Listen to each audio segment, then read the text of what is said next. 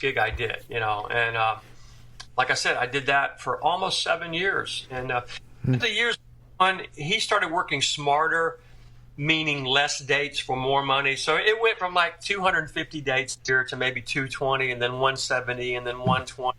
It went down, thank God, because and it's a tough situation for a spouse to be at home, when your guy's gone for plus days a year. We were all young and didn't have kids at the time, right. And so it was a good situation, but that opened all sorts of doors for me later on. So it was the whole band. It was a great situation for all of us, and we were all in our, So it was if you're going to do this gig, that's a great one to do, because the money was great. Got to travel and do a lot of cool things, and I have lifelong friendships and relationships from that gig of 30 years ago. So I got no complaints with any of that, for sure. And me and Lee Greenwood are still dear friends to this day, and we still do things from time to time, and so it's a great. And that's how I met our dear friend Laurie Davis, the actress. How we met was through doing the Lee Greenwood shows in New York, back in the day. All comes full circle again. So touring with Lee Greenwood, open doors. Now, were you touring with any other notable musicians, singers during this time period?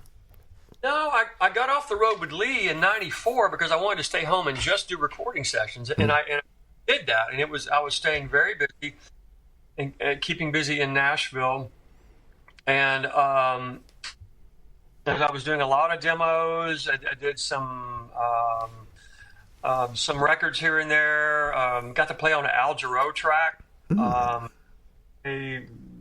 All sorts of random things. I mean, it was a lot of rock and was being done here, and then of course a ton of country, and then at that time country radio was just exploding, and so there was a lot of work in Nashville at that time, and I was staying busy in town, and then out of the blue, Englebert Humperdinck put together a band. He wanted a band that could do. What happened was he recorded here. I didn't play on the recording, but he wanted to put together a band based out of Nashville. He wanted guys that could do the Broadway type. He does all standards and orchestra. Right. Orchestra, a big band with orchestra, really. But he wanted guys who could do a lot of the R&B, soul, Memphis, Muscle Shoals type stuff. And so he put together a band of Nashville guys. And the original drummer didn't work out. I got a very frantic call on a Sunday night going, "Hey, we just started this tour. It's a book. It's a reading gig. So it's a Broadway type book, but there's a bunch of new stuff he just recorded that's very, Memphis kind of stuff. The original drummer didn't work out. Would you mind flying down and fill in for a week or so and get us through a few shows, and then you can go back home?" I'm like, "Yeah, sure, man, I can," because the band leader, I could read. I'm a pretty good reader. He knew I could read down the book. It's like reading a big band book. And so I said, "Sure," and so I went and bought Engelbert's Greatest Hits, to learn the greatest hits, because I knew some of it, but not much. And then the rest of it you're reading, and then the rest of it was brand new stuff, and it was a 90-minute show, And they're doing a big concert hall in. Matter of fact, it was in Clearwater, I believe. The Root Hall, I think that was the one. We did a Florida run, did Tampa, or did Clearwater or Tampa, and then down to Miami. Anyway, I feel we got along. He was happy, and they're like, "Well, could you maybe do?" And he was just going out and doing long weekends. Like, you'd be home all week and then fly out and do Thursday, Friday, Saturday, then come home Sunday. So it was perfect. I'll get you through I'll do a couple. You try to find a guy, and long story short. And at the time, my son, my firstborn, was 3 or 4 months. I'm sorry. He was 4 or 5 months old. So I didn't want to be gone. I wanted to be home. I'm a session guy. I want to be. Anyway, long story short, they kept throwing money at me, and I said, I'll fill in. And so next thing I know, I ended up doing the whole year with him, and they just flew where I'd be home all week. They'd fly me out. I was never gone, well, rarely gone more than a week. And I ended up doing that year. And then at this time, Englebert is still huge in Europe. And so he would go over to Europe and do 2 or 3 weeks, and which was great and wonderful. And he's doing arenas and huge concert halls over there, where in America we were just doing small concert halls and casinos. Over in Europe, man, we're literally doing hockey arenas and big concert halls. I mean, we would go over there and do Europe and the UK for a week or two, and then go to Asia. I mean, he was huge overseas. And I was like, I have a brand new baby at home, and I ended up doing. I'm like, but I can't go away. I can't go away for 2 or 3 weeks and do Europe. I've got a brand new baby. I don't want to do it. It's not the money. You treat me great, you're paying me great. It's just I don't want to be gone. So he totally. So I came home and got back into recording mode, and by then it was like 1998, 99, and I just wanted to be a session guy, and so that's what I focused on. And then our band so at the same time we had a band, we formed a band. It was called The Remnants for the first year. We were in town and writing songs, and just maybe wanting to get a recording deal, and we eventually did. And so The Remnants became Sixwire, and so we've had the band Sixwire now for 20 years or so. And we got our record deal on Warner Brothers, and we had our first single released in April of 2002. Is that Look at Me Now? Look at Me Now was our first single and first video, and that did real well for us. And we were all session guys and songwriters, so we were all having success as songwriters and playing on other people's recordings and doing all that. That's how you knew each other?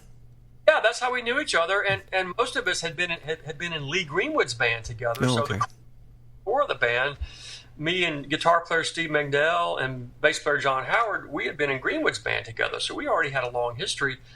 And Steve was a very successful songwriter, and he met up with Andy Childs and our lead singer, and they were writing, and they're like, man, this stuff sounds like a band. And Andy was hiring Sixwire to be his band to record with, because Andy was a solo artist. He had been on RCA in the 90s, and he had even been the opening act for Lee Greenwood in the early 90s. So we knew Andy and loved Andy. And next thing you know, long story short, him and Steve Mandel are writing, and all this stuff became what became the first Sixwire album. And then we wrote as a band as well, but was things that just Andy Child wrote together, and that became the first album. And so, we get a record deal, we got a record out, so I guess it means you got to go tour and do a radio tour and do a radio promo tour. So now my career as a session guy has been put on hold. So I'm a recording artist, and the way it works in country radio, like a lot of radio, but especially in country, you have to go out and visit a lot of radio stations. But 2 or 3 a day, and I mean 2 or 3 cities a day. And this is just what, interviewing? To promote your record. Wow.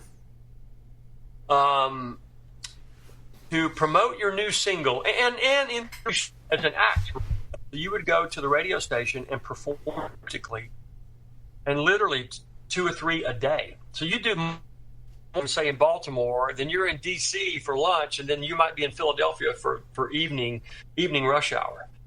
And it was insane. And we did a lot of that in to promote our first single. And did it help? Brutal. Well, it did. In some markets, Beatles. In some markets, we were huge, and radio loved us, and we got tons of airplay. In other markets, they're like, it didn't work, or we were too pop, or they were busy promoting. They wanted to play the latest Faith Hill record on Warner Brothers, and we were on Warner Brothers, instead of breaking it. We were coming out the same time Blake Shelton was. Or, well, we only have the time slot available for one new act, and, well, it looks like Blake Shelton's going to get that open slot, not you. It was a lot of politics involved in radio airplay in any genre. Sounds like it. Terrible, so well, we only have X amount of slots for a Warner Brothers act, and we got, Faith Hill, the big golden cow. So, she's the catch girl. So we got to play the Faith Hill record, and maybe we can work in the new act, And so we're just fighting for time, like everybody. And so it was. So literally, in some cities, we would be huge, and we would go play live days out, and we would sell a ton of merch and do really well. And then other cities, we would go, and radio had not played our record, and it was crickets. They didn't know who we were, didn't make any money, lost money. It was all over the map. So it was really funny how role that radio played during that era. And this is way before satellite radio came out. Satellite was just coming out then, and Spotify and all that other stuff did not exist. We're talking 02, 03. So it was a whole different landscape. That was more the traditional landscape of what a record label was and what they did when promoting a record, and what radio was at that time. Terrestrial radio then was still the big dog and still the big way to break an act, and along with video. And so it was a different, it's a totally different animal now. But, at that time, we're not only are we doing tour dates, we're doing radio promotion dates, and playing the radio shows. All the big radio stations would have their shows, and they would have 3 or 4 acts. And so we did ton of those. We were the opening act. We'd be opening up for Tim McGraw or Faith or Dixie Chicks, whoever. We would be the sacrificial baby act, and come out and do our little 20 or 30 minute set, So we did hundreds of those gigs for 2 years, So how were the other people like Dixie Chicks and Tim McGraw? Were they really? They're really kind to you guys. Oh yeah, of course. Everybody was great, and even Blake Shelton. At that time, Blake only had maybe 2 hits, so they would put us on a package with him. Here's a Warner Brothers package, and Blake would do his 1 or 2 hits, and then we had our one that we were launching that we're trying to make a hit. So it was. One thing about the country acts is that they most all paid their dues and put in their time coming up the ladder. That's one thing I have a lot of admiration and respect. And I mean Keith Urban, Garth Brooks, the biggest act you can think of, they all came up playing the same type gigs, the crappy beer country bar gigs, and crappy clubs and airs. They all came up playing these low-dollar, pretty rough places to play. But it makes you a better musician, doesn't it?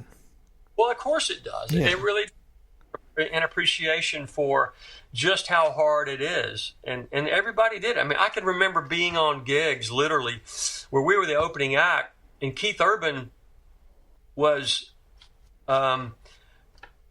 just coming out as a solo act, and he only had 1 or 2 songs out, and and he's going around in a van and a trailer just like we are, literally, or one old crappy bus. But I can literally remember Keith Urban being on gigs in the late 90s,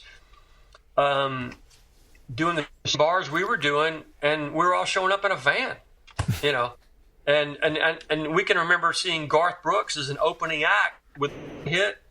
The same deal. He's in some van or a crappy bus, So, we were lucky enough to see a lot of these huge, very popular acts back when they were baby acts and didn't have anything going on. They had maybe 1 song out, and they're schlepping their own gear and loading out and loading in and doing the same we were doing. So it was, I have a lot of admiration for many of those acts because I got their household names, And if I didn't work with them, I got, they were playing the same crappy gigs we were playing. Did you ever get starstruck?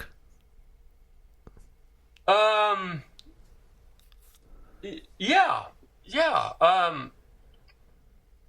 When I was fortunate enough to work with some really big names, doing